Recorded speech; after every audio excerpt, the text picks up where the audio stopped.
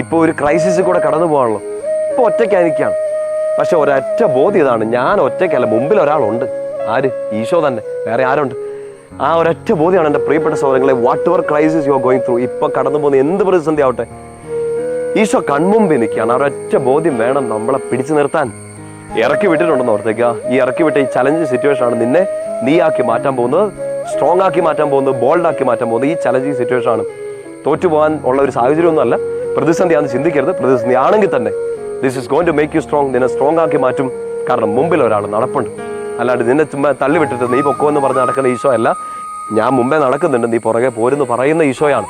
അവൻ മുമ്പേ നടക്കും. എന്ന് വെച്ചാൽ ഇപ്പം കൺമുമ്പിൽ കുഴിയാണ്, കൺമുമ്പിൽ ഇരുട്ടാണ്, ഒന്നും കാണുന്നില്ല. പക്ഷേ ഈ കുഴിക്കപ്പുറം, ഈ ഇരുട്ടിനപ്പുറം വാ എന്നും പറഞ്ഞുകൊണ്ട് നിൽക്കുന്ന ഒരാൾ ഈശോ. നമ്മളെങ്ങനെ തോറ്റുപോകും? നമ്മളെങ്ങനെ പുറകോട്ട് പോകും? നമുക്കെങ്ങനെ പുറകോട്ട് പോകും? പറ്റൂല. മുട്ടുകുത്തിയേക്കാം, നമ്മൾ എഴുന്നേക്കും. മുട്ടുകുത്തിയത് ഈശോയുടെ മുമ്പിലാണെന്നേ ഉള്ളൂ.